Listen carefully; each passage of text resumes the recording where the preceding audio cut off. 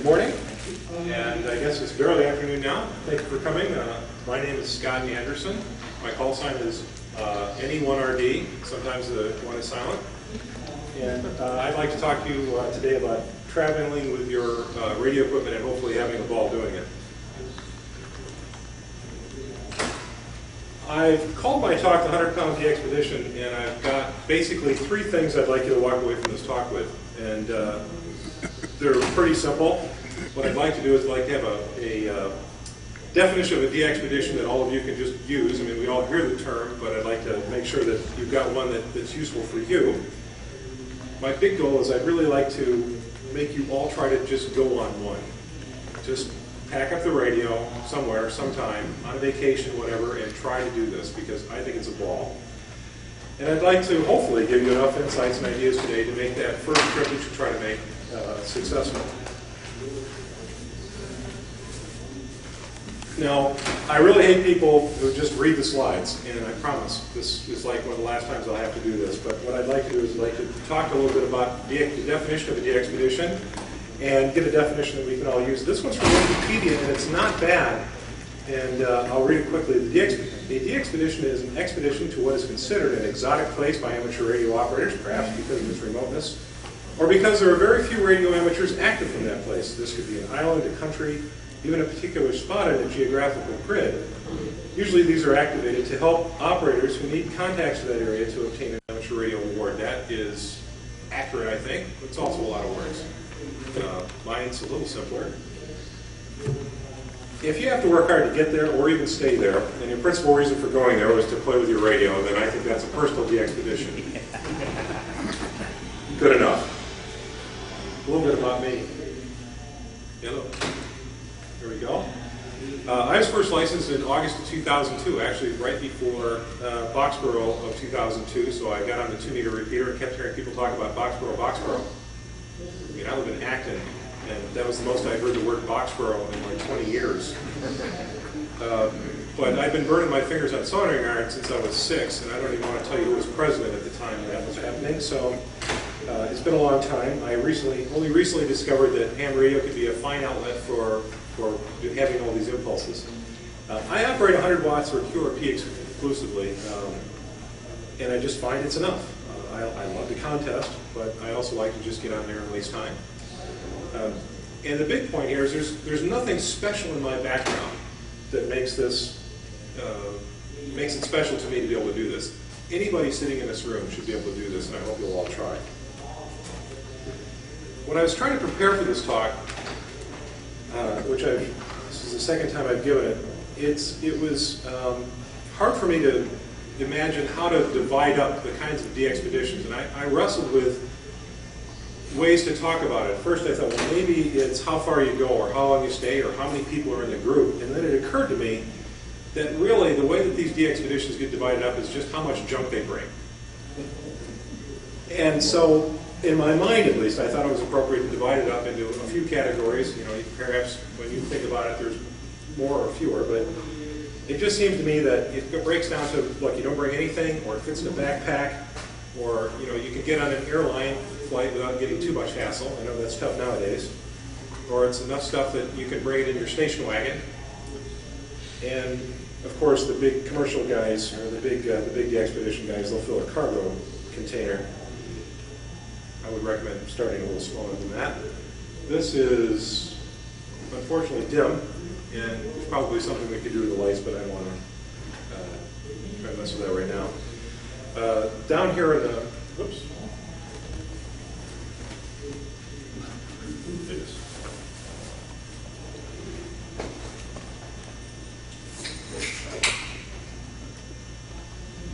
Might be one of the main reasons for doing a talk is because you get a new toy. This was mine. Oh, thank you. Thank you very much. That's perfect. Good. A little better. All right. Down here in the lower left, that's Ralph Fedor. He was pictured on the cover of the CQ magazine in February 2004. Ralph led the 3 Yankee 0 India X-ray DXpedition to Peter 1 back in, I think it was in '93, and he was also the co-leader in 2006. That's not who we're going to talk about, though. Instead, I'd like to concentrate on this little sign right here. This fellow, Edward Madison, he wrote an article called the 100-Minute DXpedition. And what he did was he worked out a deal with the Pitcairn Amateur Radio Club that he could just use their equipment while he was there. So he was on vacation. So see, on vacation with the family. And he sort of stole away for about 100 minutes. He was taking a cruise with his wife, went from Valparaiso, Chile to Robinson Crusoe Island, to Easter Island, and so on. He stopped off at Pitcairn. He operated for 100 minutes and put 70 cues in the log. So here's an example where he didn't bring anything and still had a chance to go someplace interesting and have some fun. Which I think he can do a little more than that. This guy, and I know I'm going to butcher his name, so I apologize. This is Hans-Peter Leiter, his HB9DXE. And he went to the top of Kilimanjaro with only the stuff that he could fit in his backpack. And so he went up there with a pair of 3 amp-hour batteries and an 857 and a little end-fed antenna, a little end-fed vertical, and it all weighed 10 pounds. But he made 50 QSOs from the top of this mountain. We believe that's the first time that anybody's operated from there. So that's sort of interesting to me. Here's your basic 100-pound DXpedition I'm talking about. This is this poor fellow here, right there. That's me operating in Hawaii last year, and this is an example of the kinds of stuff that you can bring on an airplane. Now, there were a whole bunch of restriction went in even before this nightmarish carry-on thing happened. Airlines had changed the rules, and so it made it a lot harder, not impossible, just harder to bring interesting stuff on the airplane and enough of it to make a difference. But there's some interesting exceptions to those rules as well, and I'll cover those. Here's your basic station wagon thing, or a whole mess of station wagons. I don't know, fleet, gaggle, I don't know what the right term is. This is your basic car limited category, field day from Jet Propulsion Lab, and they were up about 6,500 feet on top of Mount Gleason. And if you got station wagon style DXpedition, you can do a whole bunch. Actually, this fellow here in the front row, Dave and I did station wagon DXpedition to Deer Isle, Maine, in Iota Island. And although it's on an island, you drive there, it almost felt like cheating. And just stuff that you can put in your car. And here's your basic unlimited category. This here is Bob Alpin, and this is pictures right off the 3 Yankee Zero X-ray website, just to show you some idea of the cargo container option. I want you to remember these guys right here, because we'll see those again. Here's another view of these guys. Now, obviously, this is an enormous effort. Some of you probably work these guys. They were supposed to go in 2005. They ended up going this year because of logistical problems. The team members themselves spent $16,000 a piece to go, and the only reason why it was that inexpensive is because they had a tremendous amount of help, including the California DX Association, which kicked in on the order of about $45,000 to supplement them. These are big DXpeditions, and obviously we're going to start something a little more modest. By the way, that guy who was on the top of Kilimanjaro, he was on this DXpedition too. So these guys travel in rarefied circles. Obviously, I recommend that you start smaller too. So I've got a couple of examples. This first one is one that I did in Hawaii and San Francisco. This is the first of four I'm going to talk to you about. This was in 2005. And the trip was pretty simple. I started in Acton, and we went to San Francisco. We were going to spend a few days there. I figured I'd work a little DX, maybe, hike around and run portably, and go just work some people in the Pacific. Now, this is the first one I did, so it was a pretty modest kind of thing. I was just trying to figure out what kind of things I needed to worry about on such a trip. So here were my goals. Now, in my view, every DXpedition that you go on should have some very specific goals. So this was the first serious personal DXpedition I had, so my goals were obviously very modest. I just finished assembling my K2 in January, and we went in February. So the solder was still warm. I made my first few QSOs. The first QSO with my K2 was to Columbia, so that was encouraging. And I thought, okay, Little portable operation in San Francisco. That should be easy. Little DXing in Hawaii, by the way, slowly QRP. And so here I am near the Golden Gate Bridge, and the first goal is not going well. I'm at a table with an absolutely non-working K2. My big buddy pole system, and I'll talk about the buddy pole here in a little bit, was set up and ready to go. It's just out of the frame to the right, but no QSOs today. And there's a couple of lessons here. I think that caption pretty much says it all. The K2's open, and I found the problem. So, although this is a picture of a very unhappy nerd, I found a Radio Shack on the way back and bought at Radio Shack what I should have brought with me, which was tools, and I didn't, digital voltmeter, things like that.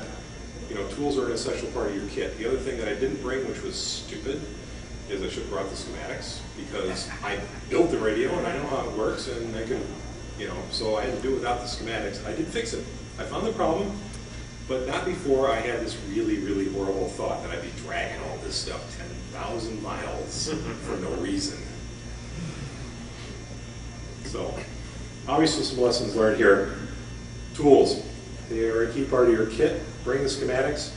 Have a backup. Even a bad one is better than no backup. My standard backup radio is an 817.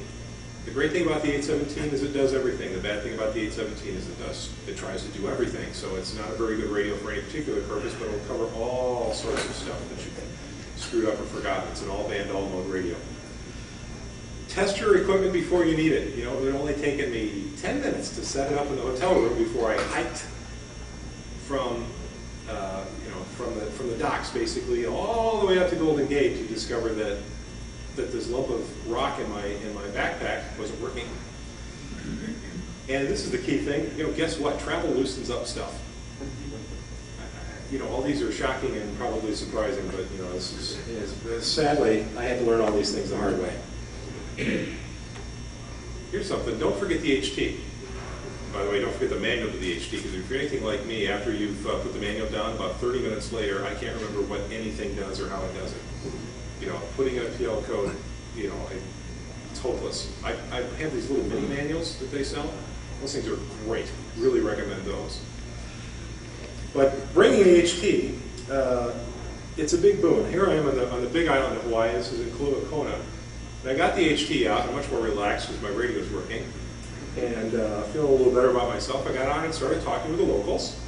And they alerted me to the fact that, hey, well, we all get on at 4 o'clock on this little net. You want to get on? I said, well, of course. So, and I picked up all sorts of stuff by talking with the locals on this little local net that I wouldn't have otherwise. Like, what's the really good Japanese restaurant to go to? That sort of thing. I mean, I'm on vacation too, right? All right, there's a whole bunch of antennas I'm going to talk about. Although some of these are like those weird toys in Toy Story where the kid put various pieces together to make a new one. Here, this is an example. This is at Kona, on the big island of Hawaii, and we're on the top floor. Ask for the top floor. Sounds easy, right? Just ask for it. Half the people don't want it. We do. This is facing south, and one of the other themes that I'd like to drive home today is simple works. Boy, especially when you're surrounded by salt water. So here I am. This is basically a vertical, sort of. Well, it's mostly up. And what I did was I took a Super Antennas MP1, very inexpensive antenna, and augmented it with a bunch of buddy pole parts to give it a little extra oomph. Radials are just kind of tossed off to the side. And simple works. Also, not a great dude. Well, you decide. All right, this is a teaser picture here with a big buddy pole. I keep mentioning this, and this is just the tripod. The radiator part of the buddy pole is actually peeking up above the roof. And I was getting lots of reports about being loud. Now remember, this is QRP. I'm running, I don't know, 8 watts maybe. Right. Phone. Yeah, but you've got 20 dB of call sign gain. Probably true. But I was very careful not to reveal what my power was until after I got my signal reports. because I didn't want to get the QRP discount, which is often will happen once they know that you're running QRP. It's, oh, you're 5. No, you're not 5'9", you're 5'7". You're obviously down 2 dB from where I read on the meter. 2 S units. So verticals by the sea. Again, actually Ann Santos, who spoke last night, was she's very adamant about this, and in my experience, she's a whole lot smarter about this stuff than I am. But I can only tell you that my experience concurs with hers that verticals on the sea, the closer you get to the water, the better, obviously. But these things rock over this kind of terrain, and the nice thing is, the whole thing is the radiator. Except for a little bit of Dacron rope to keep from falling on people's heads and so on. So this is, I only made 23 contacts on this trip, but the goal was just to go there, to see how getting through the airports were going to work out, to find out, what kind of things would work off a balcony and so on, and to find out if my supposition that simple would really work well held up, and it did, absolutely. So this. That is a very good performer on, 40 and up. So our next stop, and this is this year, I went down to St. John, and we rented a little villa on the top of Gift Hill. This little house right here is actually the guest house. The main house is off to the right. It's got the big kitchen and the big living area and the bedrooms and so on. This is just the guest house, so I usurped that for my shack. And I went down there for the ARRL DXSSB contest, and it gave me a chance to try out a whole bunch of stuff. The Hawaii trip had emboldened me to try some things. So again, I'd like to emphasize this. Here are the goals of my trip. If you have goals, it really helps you stay focused about what kind of equipment to bring. And also, when you make your goals, you can feel good about it. And if you think about your goals ahead of time, then you're not going to have regrets later. Oh, gee, I wish I would have thought of that. So think hard about what your goals might be. Mine, again, they don't need to be complicated. They can be kind of simple. All I wanted to do is I just wanted to activate an IOTA. And I'm a big fan of the Radio Society Grid Grids IOTA program. Just work the contest, make at least 500 Qs. And this was one of the big thing for me is trying to deploy antennas for all these bands and see how they worked out. And again, emphasizing and maybe even stretching a little bit that simple works. My stretch goal was work all states. Didn't quite do that. Given we're at the bottom of the cycle and I've got some very compromised antennas, I thought I did pretty well. Here's what I was using. Now this is the top of that guest house. And there was a spiral staircase that walked up, and in the middle was this hot tub. It's a very nice place. But all around the periphery, I junked it up like cars on blocks. So we've got a 20-meter buddy pole over here, or buddy pole configured as a 20-meter. Now this is basically a very near full-size 20-meter dipole, but it doesn't need any supports. And so this is a no-compromise antenna. I encourage you to go to the HF Pack site and look at their antenna shootout. This group has done all sorts of measurements for a lot of the kind of antennas that I'm talking about here. Give you some idea what that's their thing. The HF Pack is pedestrian HF, walking around with the antenna, so they're even more nuts than I am. And they show a lot of these configurations to actually perform very well. So just going around here, this is the 20-meter buddy pole. This 40-meter vertical is basically just a 33-foot wire dropped from a fishing pole. Now I'm already up, some number of feet because I'm on the roof. So this is actually just a fiberglass cracked fishing pole that you can buy at Cabela's or wherever, and it costs nothing. And it weighs nothing, and this is the other key. All these things weigh next to nothing. This 15-meter vertical, nothing more than just a collapsible whip on a little screw mount, hanging onto these rafters. This 80-meter vertical was a little tougher. That is a 10-meter pole, so it's a little heavier. But the wire slopes down to the ground, and I'll show you how I feed them. This is how I fed the 80-meter one. This is just a bell that was going to hang on the bottom of a Yagi that I decided not to bring. And it's just a center insulator that I used for the 40-meter antenna, which also actually, of course, behaves very well on 15. very simple antennas, and you know, you add up the weight in your mind. It's not very much. So here's how I did. Scott, Yes? Going to a place like this, right? I understand in Hawaii where you sort of stick it up on your balcony, right? But now we're talking some wire antennas, people tripping over, people don't like antennas, whatever. You must get permission, right, to do this, or how did you do that? On this property, I rented the whole place, Oh, so I got a chance to do that. But if you're out of a hotel, Yeah. the balcony vertical that I talked about, where you know all I've got is I've got the radials as little loose wires going off to the sides, and the antenna mounted on the railing. I operated that way on St. Thomas on the way back, and did very well. So and the nice thing is that this stuff weighs almost nothing. Okay. So yeah, this is obviously the St. John thing is when you've got full range of the property. So here's what I did. This is claim score, which all of us who contest know that's the highest possible score that you could hope for, which is often not the case. I have a funny story that I won't tell here about why I have so many, there were dupes in here. This one very large, very popular, very famous contest station, I don't know, their dupe thing wasn't working. And so they called me, I guess I'm telling you, they called me on 15, hey, I got it, hello. 20 minutes later, they called me on 15. Hello again.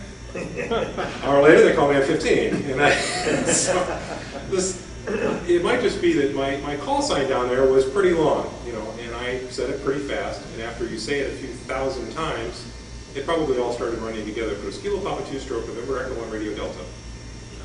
I had no idea what they were hearing. That's what I was saying. So, but at any rate, the point here is that I met my goals, and you know, and everything except the stretch goal that I had, which was work all states, and I worked. You know, I'm now eligible for the Worked Most States Award, which I'm sure many of you are.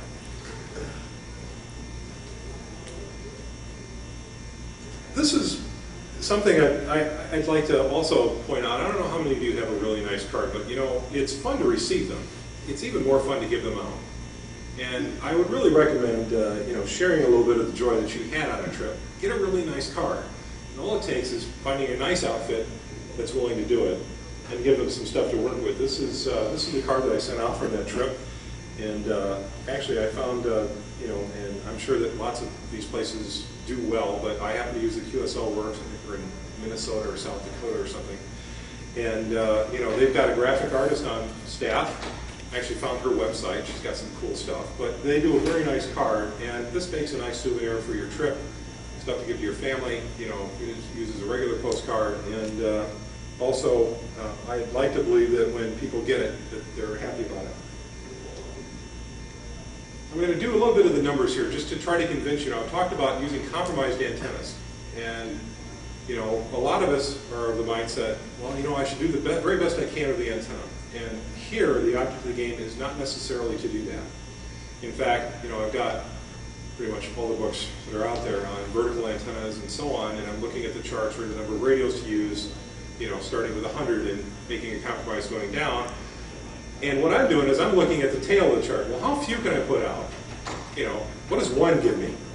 You know, that sort of thing. Because I don't know how much space I'm going to have. And you know what? Getting out there at all, maybe I won't be the loudest guy in the band, but I'll be the guy having the most fun. And it's all about the weight, not about necessarily doing the very best that I can. So after saying that, I thought, well, I wonder if this holds up. So I got a little data from the contest. Now, this is it's a little tedious. What this is this is a chart of the contest for a period, and this is a sampled QSO rate for a 15-minute period. So if in 15 minutes I worked 10 stations, that would be, you know, along this line right here. If I worked 35, it would be around here. And then these big purple lines here are what band I was on. So here I'm on 21 megahertz, that's 15, 20, 15, 20, that sort of thing. Now, there were big bursts of activity, and then there were other times that I called CQ, and it seemed like everyone was intentionally ignoring me. I'm sure that wasn't the case, just curious. So then I started looking at the packet spots. When I got home, I started doing this analysis to try to figure out what in the world happened, because, you know, I was very popular one minute and then shunned the next. one of the packet spots says needs help. I'm not sure if that's, I'm not sure what that is. I mean, that might be an indication of my mental state. I was probably not sounding all that sane on the bands after being in the contest a while. Is NE3F here? No? Okay, good. The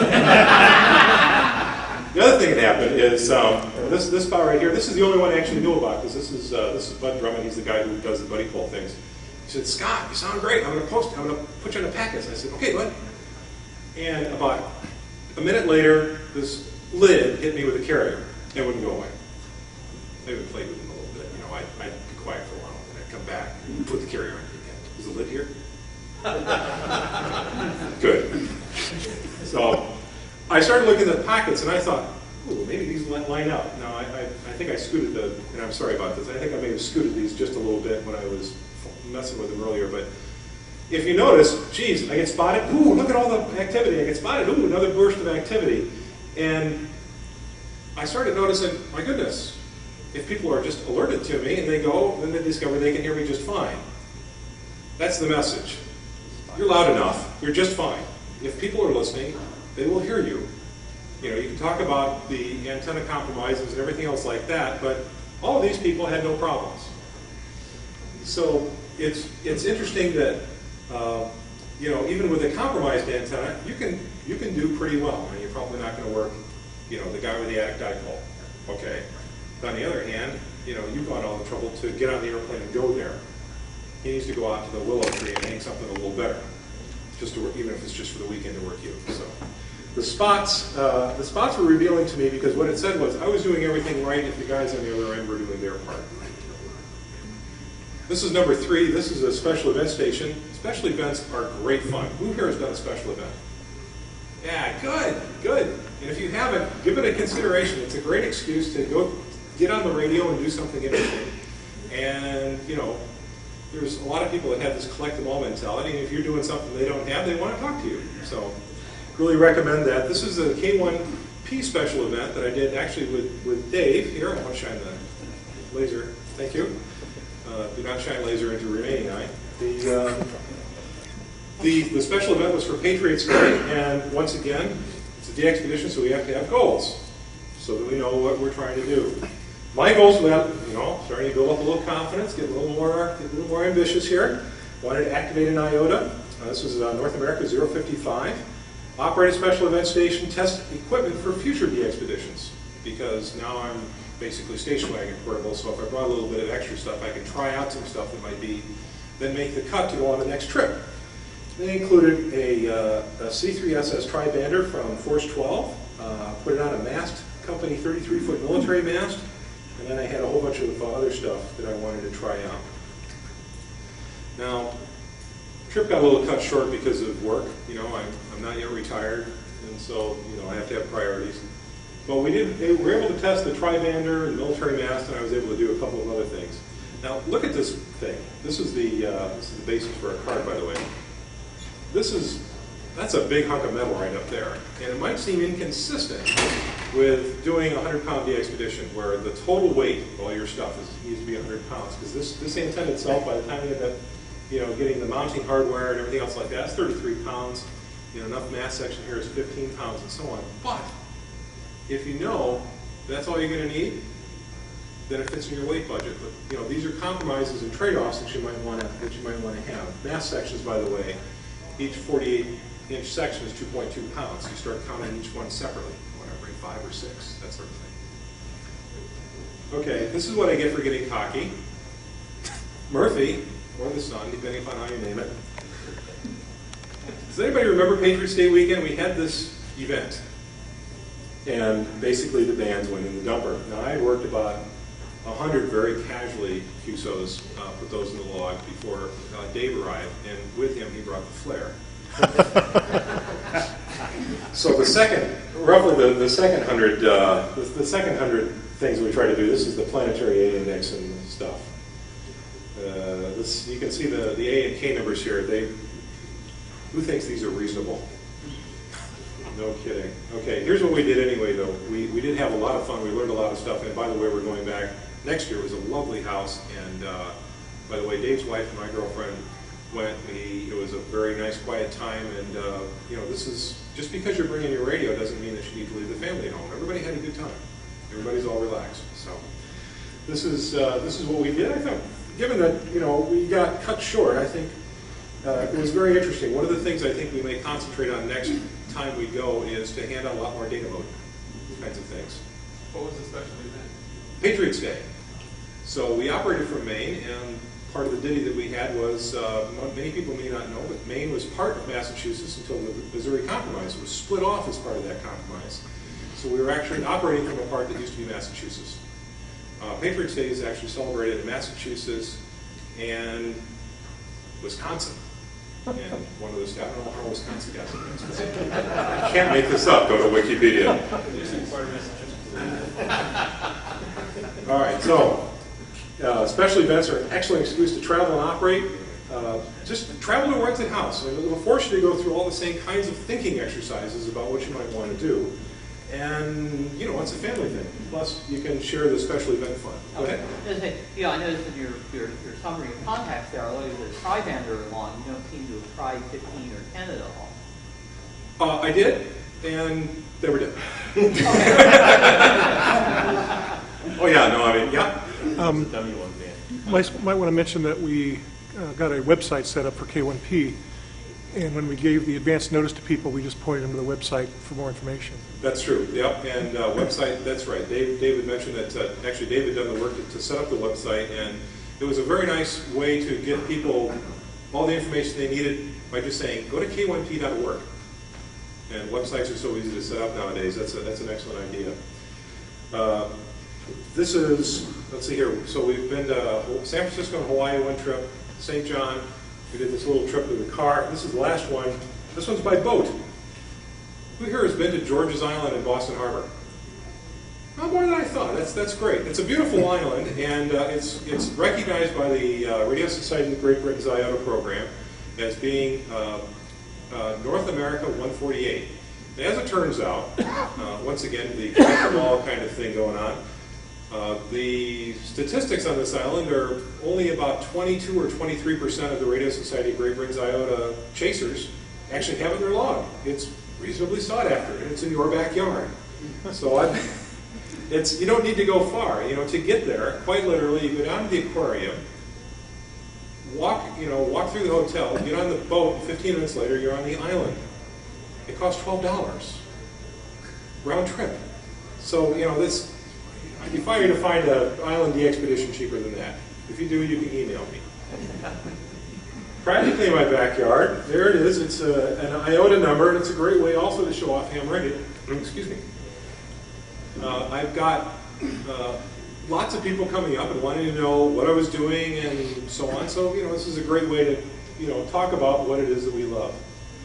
So one of the DXpeditions I went to on this island, I've been out to this island several times, but one of them was specifically to run there's a contest for IOTA. So I went out there, it was at the end of July.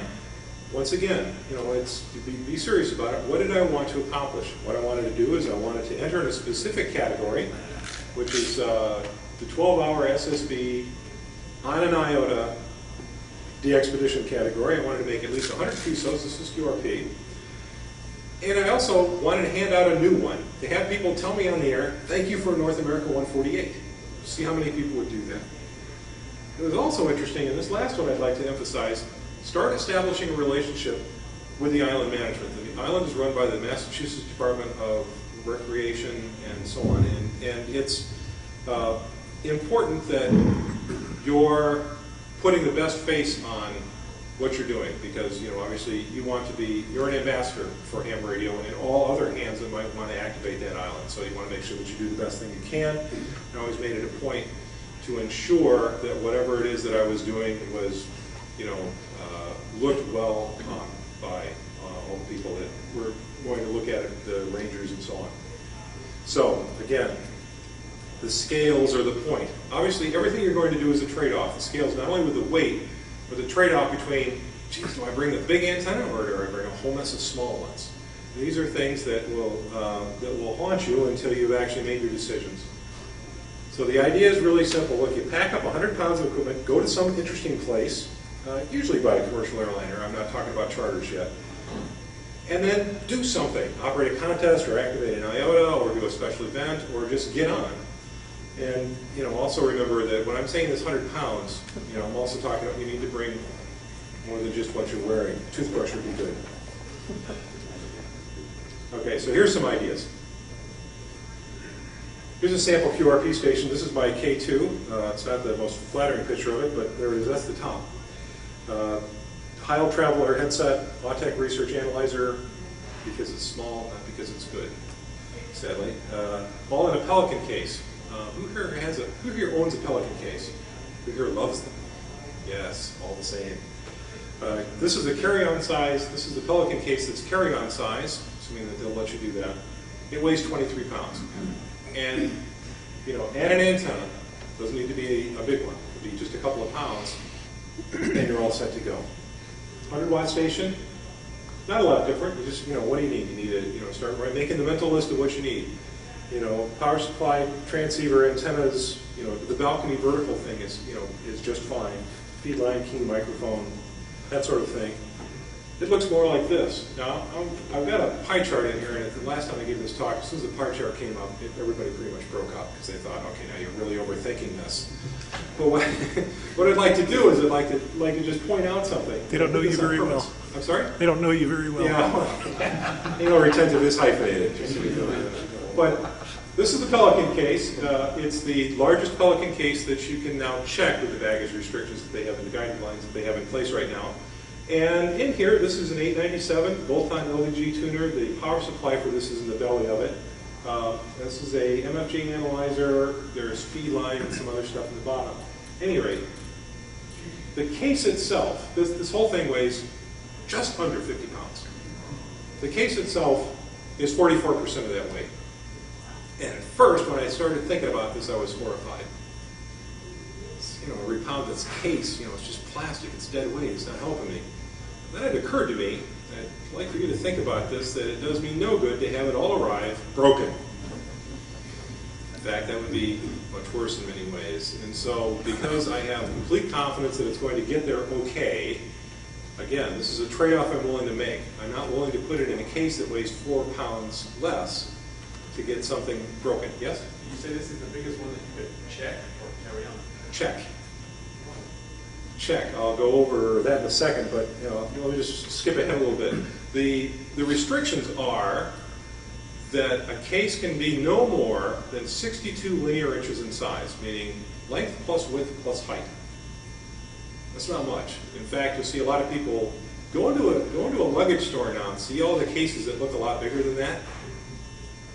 They don't want you to check those anymore, and they're starting to get nasty about it. And there's a reason for that. And I'll go over why they've come up with this limit and also the 50-pound limit per bag in just a moment. Now, like the exceptions. Okay, there are exceptions to this. That would be a nice segue. Thank you. There are exceptions. Now, they don't want to offend sports enthusiasts, so they allow golf bags, hard-sided golf bags up to 70 pounds. They offer fishing rod cases up to 115 inches, skis, all sorts of weird, bowling balls, although as it turns out. The antenna stuff. Well, there's lots of weird exceptions, and to a large extent, they don't ask you what's in it. Oh, it's a golf bag. Okay. Here's a golf bag. Now, remember when I said on this DXpedition to Peter 1, I said, hey, remember this shape? That's it. I got this advice, not from a ham, but from my buddy who actually golfs. And this is called the Vault, and it's roughly 50 inches, which means it holds 48-inch antenna parts very easily, and once again, it's 22 pounds.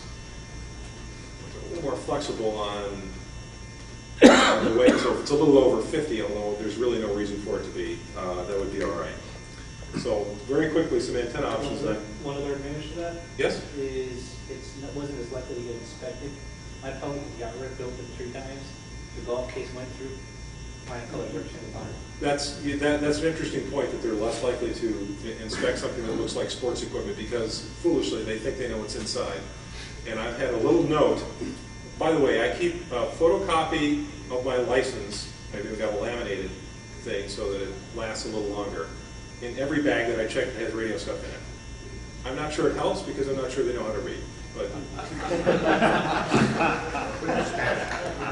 I've been lucky enough that because they don't recognize what it is, they don't know what it's worth, and so they haven't taken it. So that's good. Here's some antenna options. I have, as I said, I have 2 buddy pole systems. I view them like erector set parts. They're the erector sets of ham radio. You can mix and match. And I don't know how many you had an erector set when you were a kid. Maybe it's because I never actually got a complete set. I always scrounged parts from somebody else. But I never actually built what was in the book. I always built something else. And it seems like I do that with the buddy pole as well. But I have a small buddy pole system. I almost brought it today, but I didn't think I'd have time to set it up. But it sets up in a few minutes. It weighs 8 pounds. It comes with an 8-foot mast, so it's self-supporting. And remember, when you're on an island, you may be the tallest thing that you can see for a mile, given that so many things get knocked down by hurricanes. Even the Force 12, that weighed in at 28 pounds minus all the extra hardware. That's an option. Of course, there's a whole bunch of other options you can have as well. And if you'd like, I can talk for an hour about all the antennas I tried. If anybody wants to snag me afterwards, please go ahead and do so. This is a picture, again, of the buddy pole, and I've just had tremendous luck with it. And there's lots more antennas. So, again, what I'd like to do is like you all to set your goals and then just go. Every DXpedition needs some goals. Where are you going? What do you want to do? And I'm a firm believer that if you have these things in mind, if you know what it is that you want to accomplish, it'll help you make your selections. Because when you look at all the stuff that you probably collected, and as was stated last night, no hand ever throws anything away. Well, and you can't bring it all. So you're going to have to decide. But by having your goals in mind and having some idea about what it is that you want to accomplish, reasonable goals, I want to make so many QSOs, or I want to try to do work all states, or something like that. It'll help you, which bands do you want to work on? This will help you select the kinds of equipment that might be appropriate for that. Also, and again, I know I've mentioned this, but it'd be awful if you went, did a bunch of interesting things, but then came home and said, oh, I could have done that. Some epiphany that you've had, and you said, if only I thought about it more. You don't want to do that.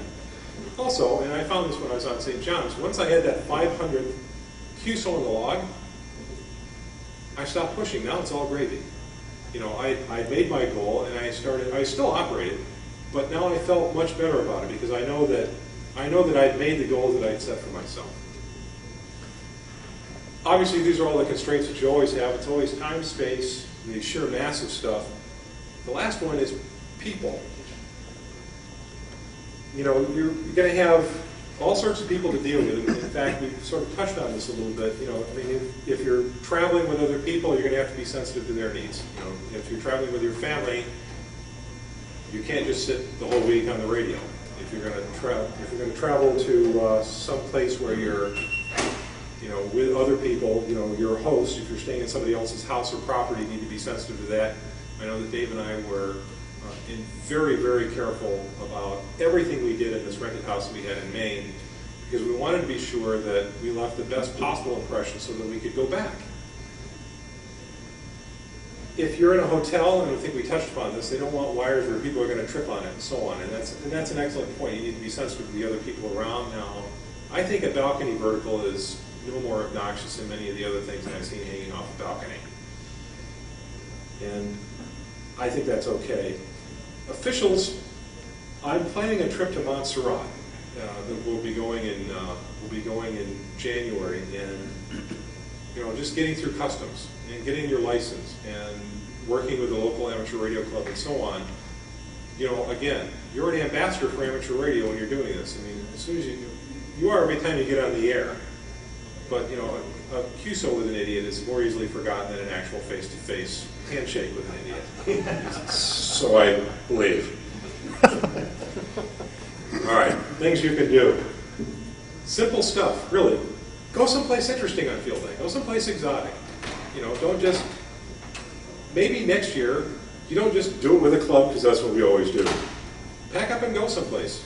Or activate an IOTA. We live, for those of us who live here in Massachusetts or even New England, Connecticut, Rhode Island, there's islands out there. And they participate in the IOTA program. like I say, George's Island is just minutes away. It's reasonably sought after. Yes? Oh, I think it's okay.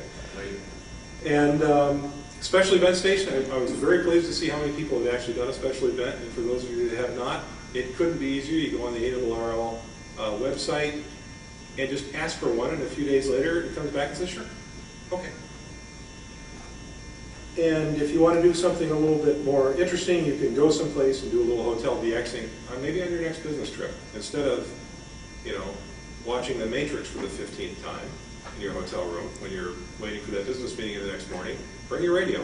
I went to, this is nowhere exotic, I went to Michigan to go to a business meeting. Instead of watching a movie, I stuck a wire out the window and brought out my KX1 and worked a guy in Ohio. It's a whole lot more fun. So, you know, it doesn't need to be, yeah. That land is very flat. Land? Yeah, well, I grew up in Illinois. I like flat. I like to be able to see the horizon. See a thunderstorm coming 90 minutes away. And of course, you can rent someplace. But the big thing is, just go. I mean, this is all well within the capability of everything that you guys have already done. It's much easier than many of the things many of you would probably have done. And what I'd really like to know is that, you know, at least one of you said, you know, I went to that talk. That guy's no smarter than I am. And believe me, I'm not. I can do this. So go. So where next for me? I am going to, the next big trip for me is I'm going to Montserrat. And this will be a little different for me because it's not just me or just me and one other guy. There's actually 6 of us. W3FF is Bud Drummond. He and his son Chris run the Buddy Pole company. And then there's 4 other fellows who are very active in the Buddy Pole users group. We thought it might be fun to just go someplace interesting and operate a lot of portable. So the emphasis on this trip, once again, you got to have goals, is to do a lot of portable operation. Montserrat is an absolutely beautiful island in the Caribbean, but it has a volcano that is active. It was fine when it wasn't active, but when it went off in '95, it buried about half the island. Now, the southern half of the island is uninhabitable. There's a volcano observatory that's very fun, I understand, but the northern half of the island is untouched. It's just as nice as it ever was, except no one goes there, so we'd like to. Now, it may not be the most exotic place, and certainly on the IOTA list, it's, you know, I think 70 or 80% of the people have it in their log, so it's not really rare. But, you know, we're searching around for a model for our team. I thought, well, maybe not rare, but well done. Try that. Anyway. I got the laugh. Maybe it is good. So this is my next big trip, and so this will be happening at the end of January, beginning of February of next year. There's lots and lots of things that needs to be planned. Just getting there, getting the licenses, you know, having a place to stay. I've already done lots of work to try to hook up with the Montserrat Amateur Radio Club, Amateur Radio Society Mars, and so on. And again, I'm taking this very seriously to have specific goals to make sure that I'm an ambassador for amateur radio and that we do all the right things.